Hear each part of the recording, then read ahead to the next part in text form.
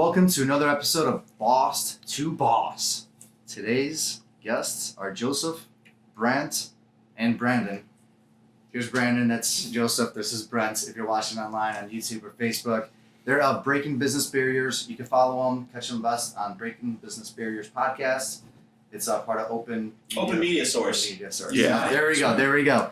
And today's a little special episode. We got a couple of drinks in our hands. We just got out of Thrive, which is here in Vegas. And we're going to kind of focus the theme a little bit more on the show and just kind of go along with things. But overall, all you here are bosses. Clearly, we're all sitting together. And but I want to know more.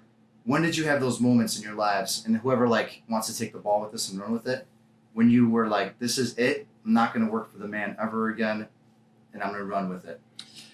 Well, thanks. It's I don't really look at it as a boss as an opportunity. I was the first time I really became a boss. I think I was taking out the garbage, type of deal in a corporate job. But in reality, after 15 years in very large corporate America, I had a mile marker. It was called age 40.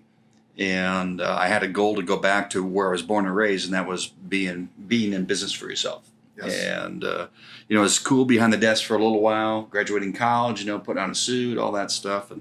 And I really had a longing for business for self and made that change. And we started to build a company from really the ground up.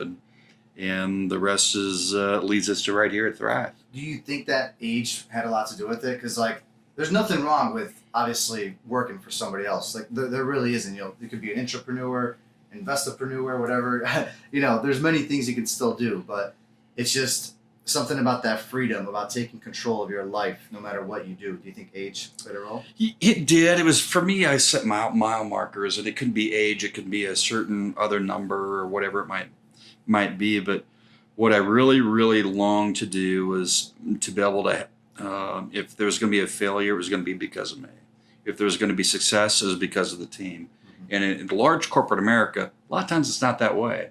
And I had 400 and some odd people that were in my world, and I couldn't tell 10%, the top 10 or 15%, they're in the best place possible because they weren't.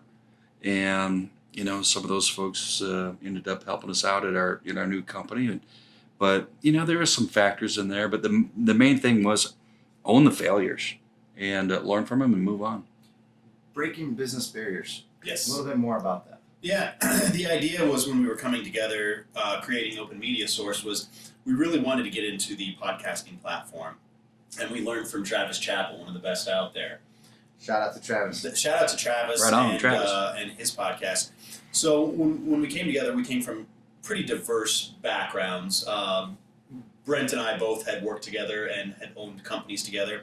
And then Joseph over here. The doctor. Literally, yeah. Came not only from the education world, mm-hmm. but then also came from mental health. And so we had different perspectives. And so we sat there and we're like, what do we all center ourselves around? Which were entrepreneurs, CFOs, CEOs, badass people that were building businesses. But we wanted to find a way to highlight the fork in the road that they had, to where they had to make a decision. Do they go this way or do they go this way? And how it affected not only them, but their business and their family. And so how other people could learn from them and their trials and tribulations. So that was really the idea behind Breaking Business Barriers.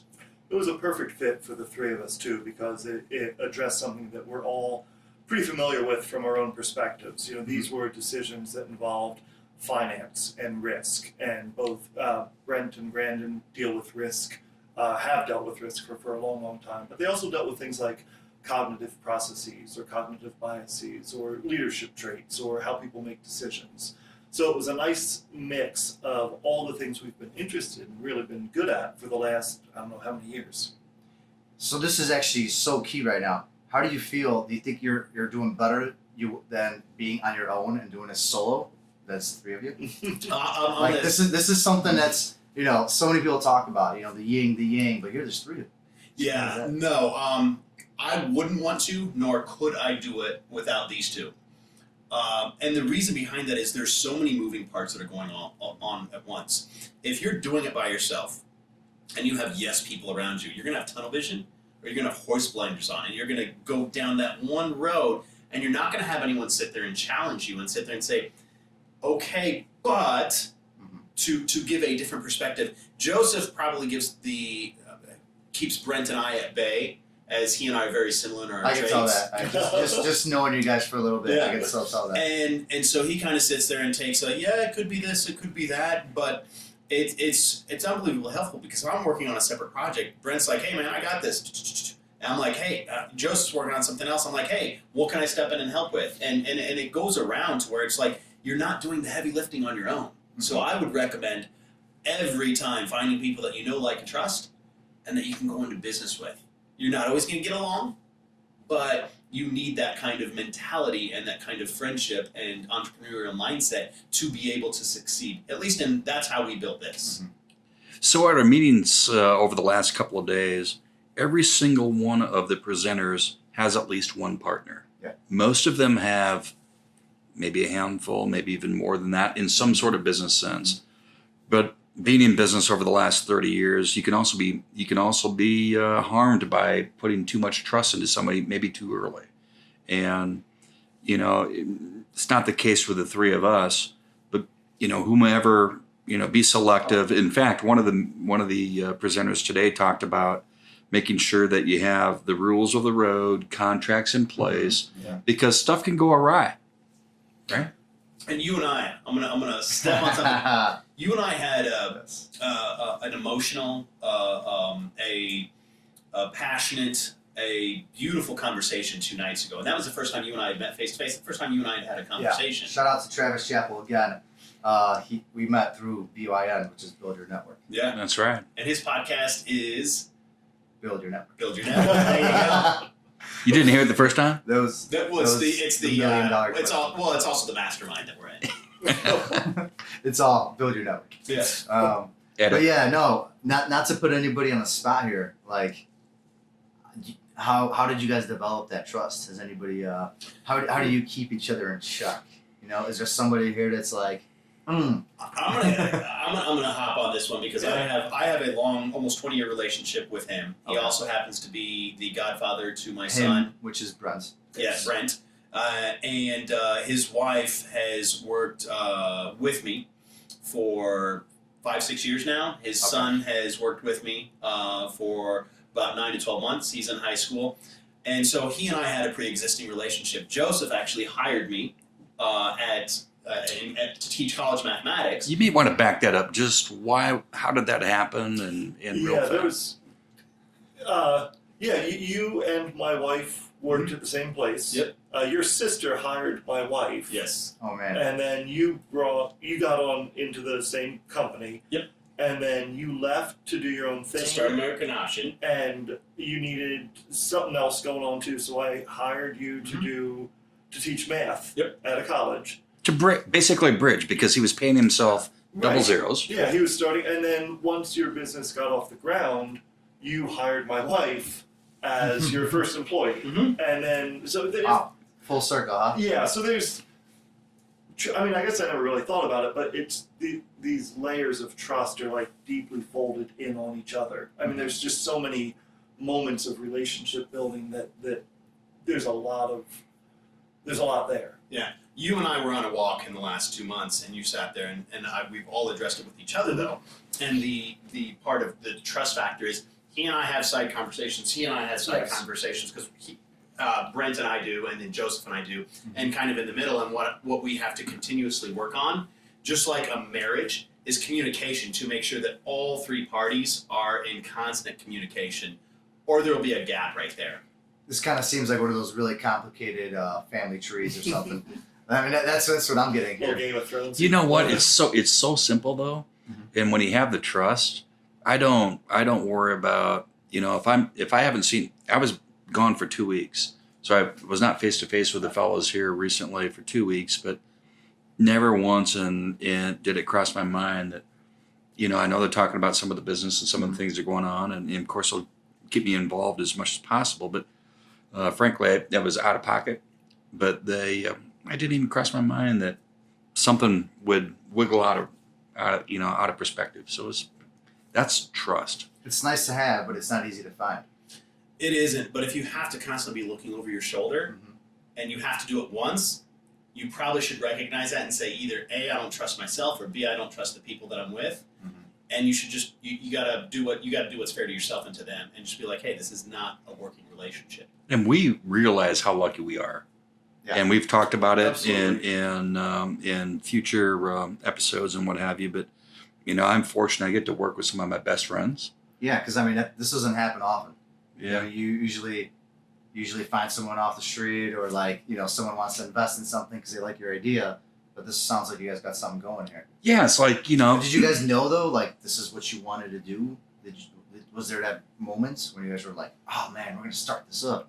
I think there was a vague outline, and I think each of us had maybe a different perspective on that vague outline, but it began to become more concrete once we all got together face to face. It's amazing what a steak dinner can do, and maybe a little bit of wine, but and truth be told, it was, we built it together. I think, as a team would build, or a football team, or I love sports analogies, but we came together and the playbook is the same, and away we go.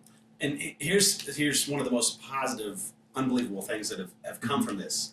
One of our early guests has sat there, and like a couple of them have, and they're like, how are you doing this podcast? We love the idea behind the podcast.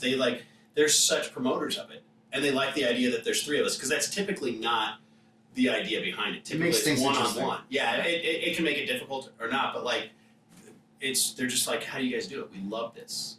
We love the dynamic. And so you know what? It might not be what other people always say we should be doing, but we're doing it because we love it and we know it's true and honest. Yeah. Go ahead. I was going to say, we do have a pretty clear vision. When we kind of got together, we all brought our own perspective to it. And since then, it's kind of coalesced into a pretty clear vision that we've stuck by. It's funny you bring that up, because that's how I got together with my business partner, over a steak dinner. That's exactly how it happened. We kept in touch remotely, and then one day I took him out, and then the rest was history. Gluten-free steak dinner? Oh no, back then definitely not. So can I ask you a question? Since let's do it. I haven't had the opportunity to sit down with you and ask some questions, but we got a curveball here, boss. Yeah, you know what? Curveball. It is. All right. By breaking business barriers. Yeah. So barriers.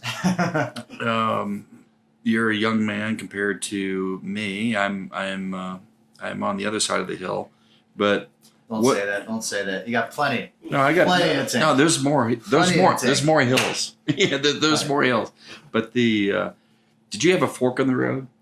In other words, you made a decision. You're going down one path, because a lot of us are taught. You go to high school, you achieve, you do blah blah blah. You go to college, you achieve. Then boom, you go work for the man. Did you have a fork in the road? Yeah, so it's something I usually share with a lot. Like coming here as an immigrant, I had to become one of those things. Work for corporate America as either like a doctor, attorney, CPA, or an engineer, and that's what I did. I became an accountant.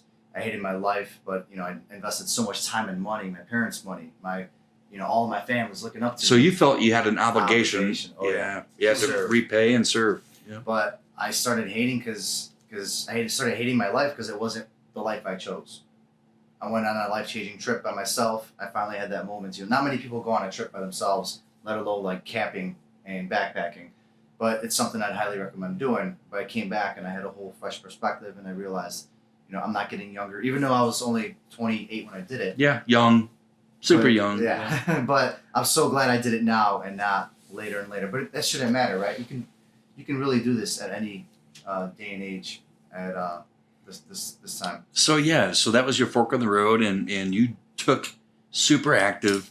I mean, it was a little worse than that. I mean, I became very depressed. I gained a ton of weight, lost some loved ones, like, people that I was with, and I got out of my life. I kind of secluded myself, became pretty much suicidal. So it was very bad. And it wasn't until kind of like I got myself out there, my family kind of got me out of the rut, and going on that trip changed things for me as well. Well, here we are. Yeah. You're with friends, and away we go. We're talking about Thrive. All right. So now, kind of to sum all that up, Thrive Style, like based on the theme of the show here, which here live in Las Vegas, we're in day 2 today. What would you tell someone that was how I was a few years ago, sitting in a cubicle, miserable? What would you tell them based on what you've learned today and yesterday? I would sit there and say you have no one to blame and point the finger at other than yourself. If you're not living your best life, you're not doing what you want to do and what you're happy with, I understand you got to make that paycheck. But start game planning for what that is. A lot of people say, quit your job now and just go do it. And the reality is that doesn't, I mean, like 1 in 1,000 people that might work for. Yeah. But start game planning for what you really are passionate about. Find like-minded individuals. Get rid of the dead weight. Like, you have to look at the 5 people that you surround yourself with. Yeah. Get rid of the dead weight and surround yourself with positive people. I wouldn't be where I'm at right now if it wasn't for people like you and Brent and Joseph and so many of the people that are downstairs that I've had the fortune of meeting. It's changed my perspective on life, my perspective with my family, everything. So surround yourself, find that mastermind, find that group, find that tribe that you gravitate towards. Yeah. They will lift you up.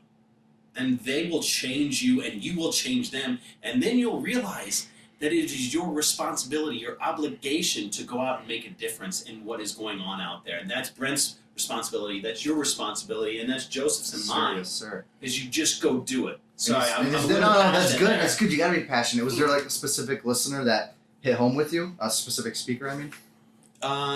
Today, Just overall. Well, Too many, right? yeah, too many. Really too many. I mean, like if I looked at today, Naveen, from a family standpoint, Brighton and Cody, and they really are all they're all just like I'm reaching out to each one of them, and I eventually my anxiety point with people like this is like, how can I bring value to them?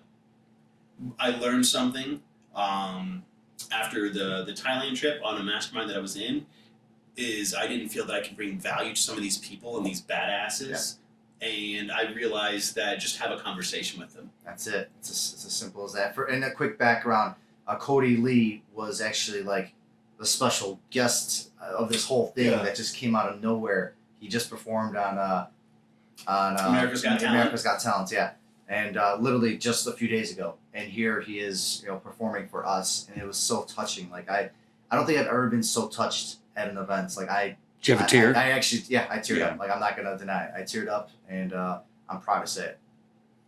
It was fantastic. And I asked you that question specifically because what we listened to today, as well as yesterday, are people speaking from the heart. And a lot of those folks talked about their bottom, in other words, to reach the top.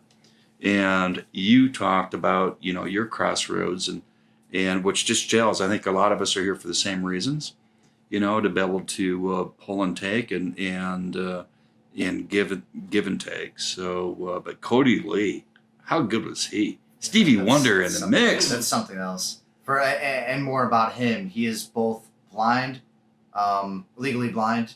You can see 10% in one of his eyes, like only like through a little hole, I guess. And he has autism. One of 25 people in the world that is diagnosed with both. And he's a savant. What'd you take away from that? I mean, so here, it sounded like, go watch the episode. It's all over social media. I mean, it's Cody phenomenal. Lee, it's gonna be everywhere. Cody with a K. Okay, yeah. But his mom and his family giving him support with his talent. Here's the thing. I don't know how to articulate this, and I hope you don't mind. No, go for it.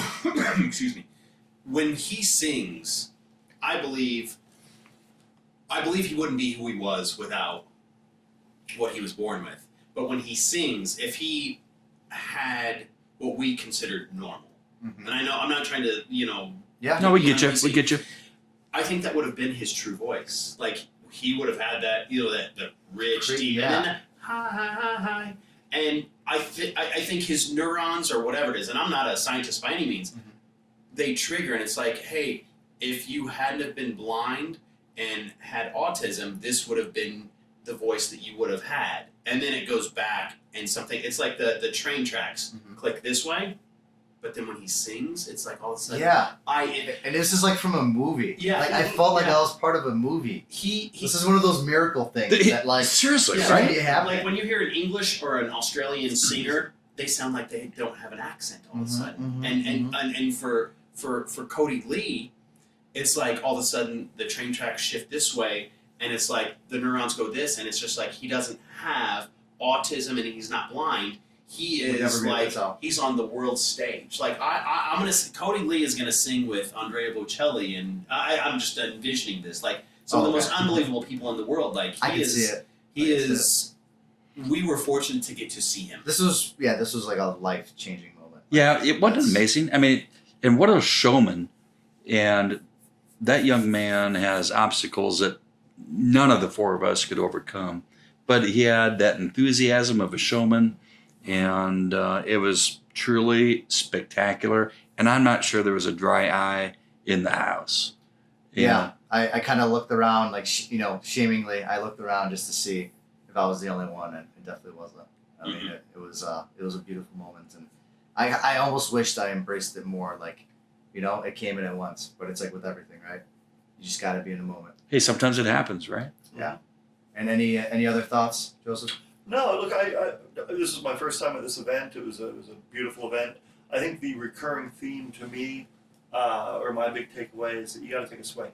And every speaker at some point said something to that effect. They explained why, chemically or psychologically you wouldn't take a swing, or why people are afraid to take a swing. But to me, that's part of the American dream, is that this is a place where you can come and you can step up to bat and you can take a swing at the ball. And so many people don't. So many people stay in the dugout or stay on the couch or whatnot. And that's the big takeaway for me, is you got to take a swing. Everybody that's breaking business barriers, check out their podcast. It is hot. It is new and noteworthy. Yeah. That's the news and immigrant. noteworthy. That's the immigrant in me. I always do that at least once an episode, and it's usually good. At least this time I didn't spell anything. Sometimes I spell stuff. I think it's pretty bad. But no, it's been a pleasure having you guys on. Doing it here live in Vegas while at Thrive. The mic is yours if you guys want to close it with anything else. Otherwise, Boss to Boss podcast. Thanks for having you guys on. Knocks in. Live at Thrive. Boss to Boss, baby. Strive to thrive. All right. We'll be talking again soon. Peace. Peace. That is all for this episode of Boss to Boss. Your next step is to visit bosstoboss.com, where you will find proven techniques followed by professionals to help you make that next step. Again, that is boss2boss.com. And remember, the time is now.